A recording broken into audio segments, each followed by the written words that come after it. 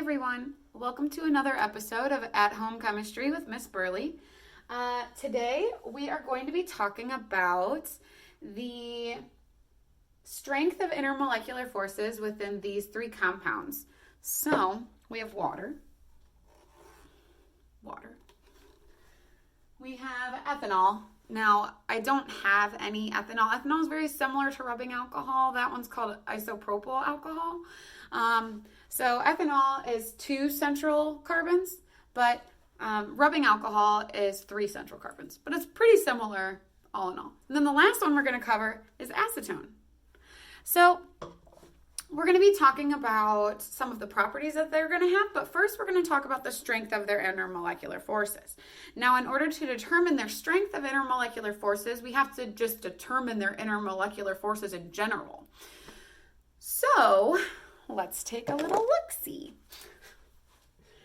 So for water, you guys probably off the top of your head already know the intermolecular force that's present in water, but we're going to go through it anyway.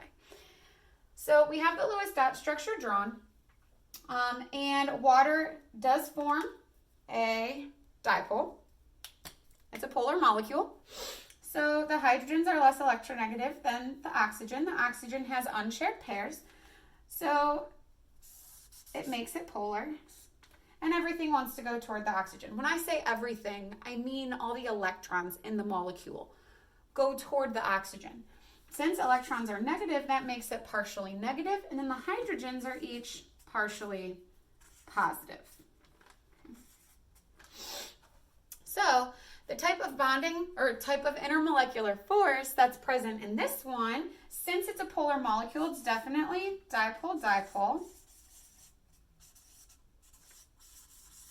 Now, anytime you have a dipole-dipole force of attraction, you also want to determine if it's the strongest dipole-dipole force of attraction, which is hydrogen bonding. And in order for something to undergo hydrogen bonding between molecules, you have to have a hydrogen chemically bonded to nitrogen, oxygen, or fluorine. In this compound, we have a hydrogen chemically bonded to oxygen. So hydrogen bonding will occur.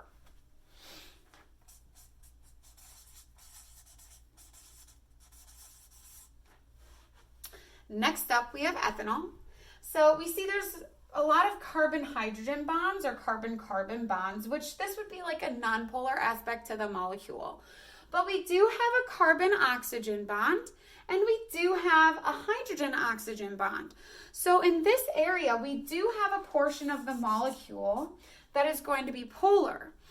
There's the left-hand side of the molecule here will become partially positive. This hydrogen becomes partially positive because all the electrons are most attracted to this oxygen.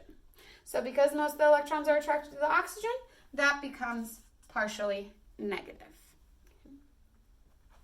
Now, because we have a dipole side of this molecule, we end up having, it's polar, and we end up having a dipole-dipole force of attraction. And we do have a hydrogen and an oxygen bond here. So this one also undergoes hydrogen bonding, just like water.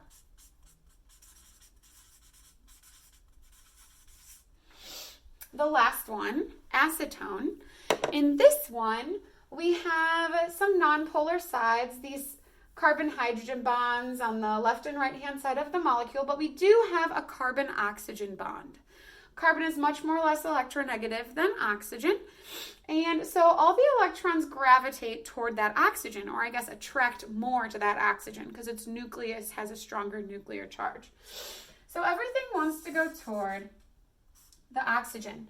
So we do have a dipole that forms, so there is a dipole-dipole force of attraction that will occur between molecules of this structure. So we have a dipole-dipole. So the next question is, do we have a hydrogen that's chemically bonded to a nitrogen, oxygen, or fluorine? And we have hydrogen bonded to carbon, hydrogen to carbon, carbon to carbon, and oxygen to carbon. So there's no hydrogen that's chemically bonded to nitrogen, oxygen, or fluorine. So because of that, this force of attraction is just dipole-dipole. That's the only intermolecular force that this will undergo. Okay? with other molecules of the same type. So let's talk about how this compares to their properties. Acetone is something that is in nail polish remover. So for any people out there, where did I put my acetone? Oh, right here. So this is like salon grade. My sister works at a salon. So, but this is pure acetone. And if you've ever noticed, if you have any I can smell it already. So all of a sudden I opened this up and I could smell the acetone like crazy. Why is that happening? Well, if you've ever paid attention or thought about how, like, have you ever smelled water? Like, does water have a smell? If you were to just pour a glass of water right now and smell it, would it smell like the soap that you cleaned the glass with? Would it smell like water? What does water smell like? I don't necessarily think water has a smell, especially compared to acetone. And if you've ever smelled rubbing alcohol, when you open that up, maybe to clean a cut or get a stain off of, like if you get magic marker on your hand or something, you can use acetone to take it off. Or not acetone, rubbing alcohol. Well, acetone and rubbing alcohol have a pretty strong scent. So think about, what are we smelling when we smell it? Well, when we inhale, we're inhaling gases. And so when I open this acetone and I inhale through my nose, I'm inhaling the gases that are coming out of the acetone. What does that tell me about their intermolecular forces? Well, sometimes when liquids have a very strong scent, the reason that they have a strong scent is because it's easy for them to evaporate. If it's easy for them to evaporate, then they're going to have a weaker intermolecular force.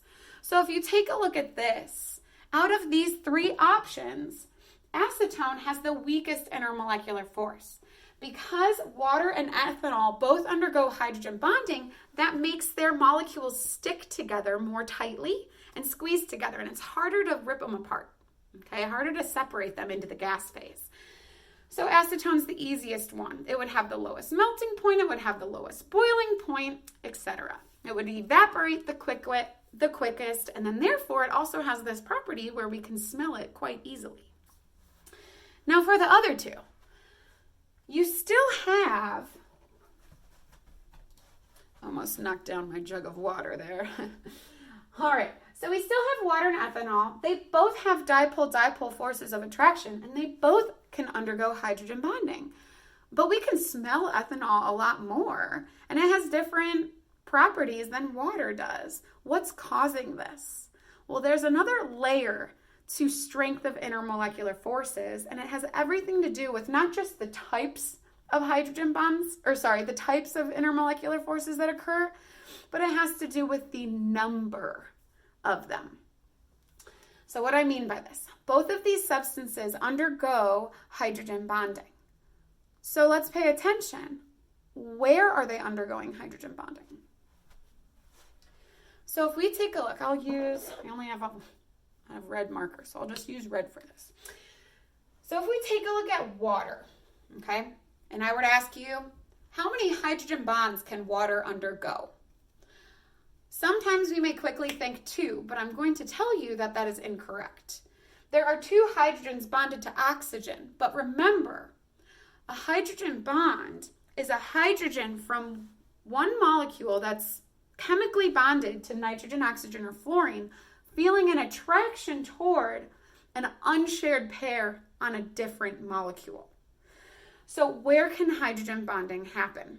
On water. Well, we have a hydrogen bonded to oxygen here, so we can have a hydrogen bond occur that direction. We have a hydrogen-oxygen bond here, so a hydrogen bond could occur in that direction toward an unshared pair on a different molecule.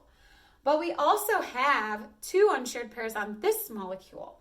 So we could have a hydrogen bond happening here and a hydrogen bond happening here. So one water molecule can undergo 4 hydrogen bonds. That's a lot. Okay. If we take a look at ethanol, or same with methanol, or isopropyl alcohol, All of these can undergo the same amount of hydrogen bonds. Not as water, but of each other, because they have an OH bond on there. So let's take a look here. How many hydrogen bonds can ethanol undergo? Well, here's a hydrogen connected to an oxygen. That would feel an attraction toward an unshared pair on a different molecule. We also have 2 unshared pairs on this oxygen.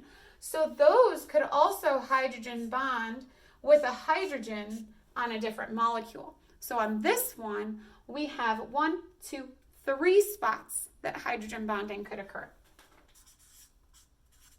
So, which one has the weakest intermolecular force? Well, it's going to have the one that undergoes the smallest amount of hydrogen bonds. So ethanol is super smelly, or think about isopropyl alcohol, which is has a very similar structure to this. It has 3 central carbons though, but it does have this OH group. With that OH group, it can have 3 hydrogen bonds. 3 hydrogen bonds is less bonds or less intermolecular forces than water has or can undergo. Water can undergo 4. So because of that, water squeezes together more tightly, and it's harder to separate water than ethanol, because ethanol has 3 hydrogen bonds versus water, which has 4. It's going to be a lot easier to break apart 3 hydrogen bonds than to break apart 4. So what this tells us is that I can say with confidence, water will have a higher melting and boiling point. Ethanol will have a lower melting and boiling point. Ethanol is more smelly. Okay, we have water that if you were to take a look at raindrops outside, drops of water stick together quite tightly. For ethanol, it spreads out a bit more. The liquid doesn't squeeze together like water does, and that's because its intermolecular forces are not as strong.